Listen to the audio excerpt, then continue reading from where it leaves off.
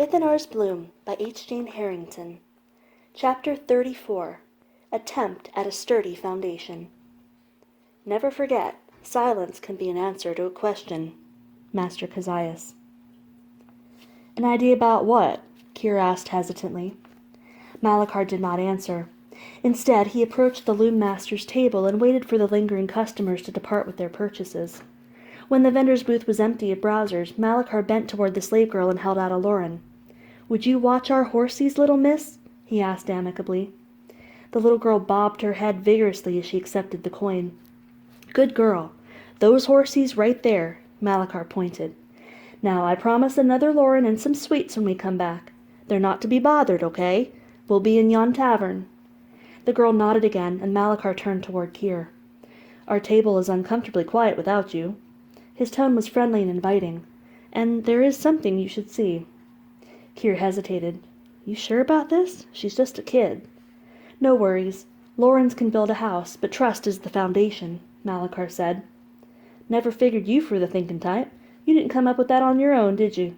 Kier grinned. "Not hardly. I heard that once long time ago. From someone I knew." There was a wistful quality to his tone. "Well, it's a sound statement," Kier said, then nudged his arm. "Didn't realize you associated with people of intellect." "Not any more," he quipped. Kier chuckled. She followed the guardian across the street and entered the tavern behind him. Vaughn was waiting at a corner table. "Thirsty?" He pushed a tankard toward her as she sat.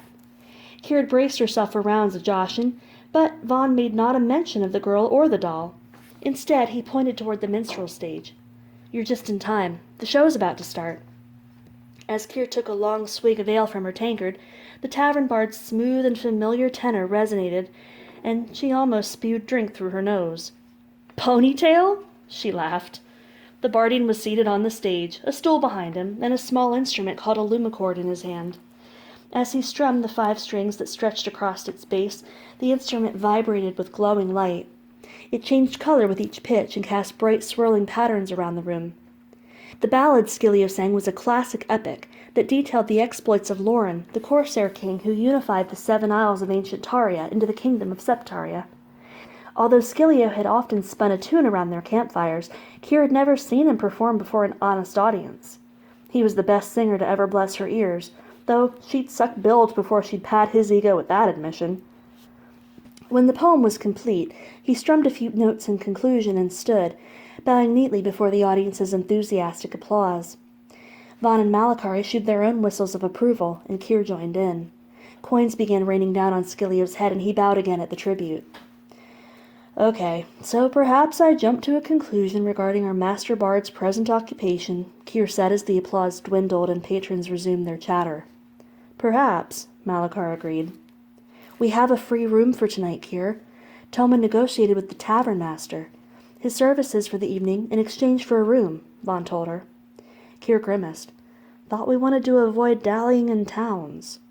"We all could use a good night's shut-eye in a real bed for once," Malachar said. "You don't think it's a risk?" "No more than sleeping in the open. Shadows surround us no matter where we are," he answered. "Reckon so, but people only surround us in towns." "Once we're situated in our room, we won't leave it," Vaughn said. "That'll minimize any potential contact with others." Kier had to admit the thought of a hot bath was inviting. She'd not soaked her bones since Southport, unless she counted the numerous dunks in chilly stream water. "Fine. It's your head, Stick." Kier shrugged. "Why do you address him so?" Malachar asked with a twinge of annoyance. "What? Stick?" Kier smirked. "'Cause he is." "It's inappropriate. Dishonorable. He is your—" Malachar stopped short of finishing the statement. He had intended to say sovereign. Vaughn flashed a smile at Kier, and she returned a wry grin, chuckling under her breath. "It's an affectionate nickname," Vaughn explained. "What is?" Scilio asked jovially as he approached their table. "Suave? Yes, I have been so affectionately addressed by many adoring women, but at this moment I prefer swanky." He held out a tin cup, which was practically filled to the brim with perquisite coin. "Anyone care to lavish me with tribute to an epic well sung?" Kier's eyes widened at the astonishing amount of coinage in the cup. Rather than illustrating her impression, she tutted and shook her head in jest. "For all your flauntin' and falutin', that's all you made, Ponytail?" Scilio feigned a pain in his chest and slipped into the empty seat opposite her. "You wound me, Kier. I would jig naked in the street to see you upon that stage. Dare to try your own hand at playing the minstrel? Let us see how much wealth you can amass." Kier guffawed. "You won't catch me up there. I have a reputation to maintain." "Alas, you maintain it so very well," Scilio grumbled in disappointment. Vaughn pushed his tankard toward the bard, who gratefully accepted a swig. "As many libations as I have been offered already, I anticipate a convivial evening indeed," Scilio said, saluting Vaughn and rising. "Well now, back to work for me." Scilio meandered through the tavern, gliding between tables eloquently. Several more patrons offered coins, which he graciously accepted.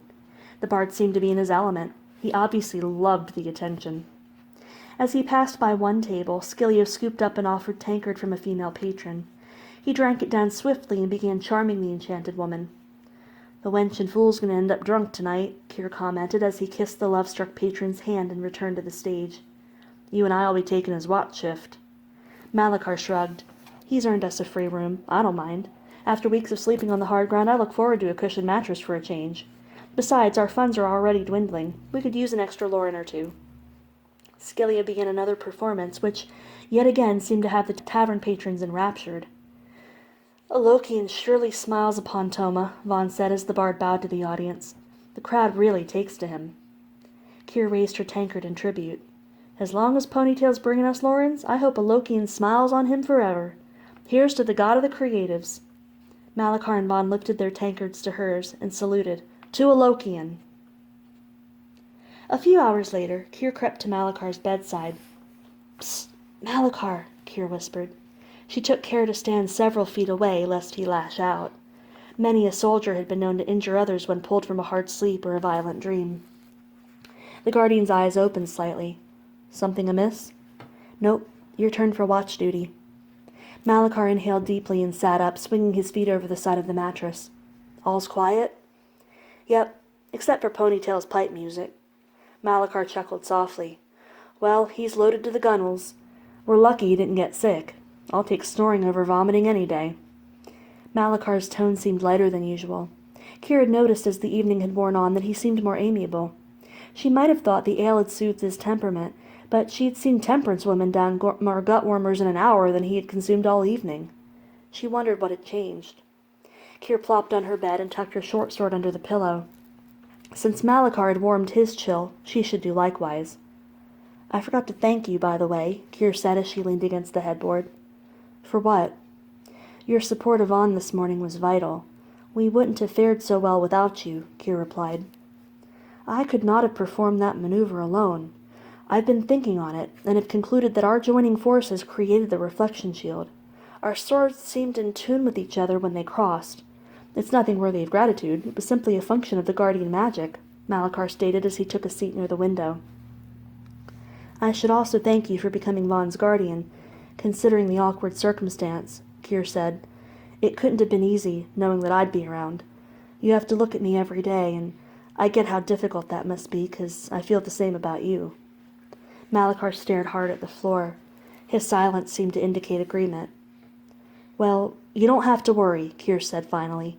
"If we make it to High Imperia, Vaughn will likely release me and find a guardian more worthy of the title. So you won't have to put up with me for much longer." As soon as they left her mouth, the words pained her, and Kier was surprised at herself. Was she actually grieving the loss of her guardianship? Or could it be that the guardian magic itself was mucking with her want-to? She had heard that the magic did not easily absolve its retainers. "If His Majesty chooses to release you, I'm certain your skills would be missed. After all, you have brought him this far. That was no easy task for a—" Malachar hesitated. "A woman? It's okay. You can say it," Kier huffed. "I actually meant to say—" He paused again. "Oh, a crown hater." Kier's tone was more bitter than she had intended. Malachar said nothing. The chilly tension in the air had returned. At least she had tried. She was terrible with people, after all. "Yeah," Kier sighed. She slid under the sheets and settled against her pillow, lacing her fingers under her head. "Good night, Malachar." Kier lost track of time as she stared at the ceiling. Try as she might, sleep would not come.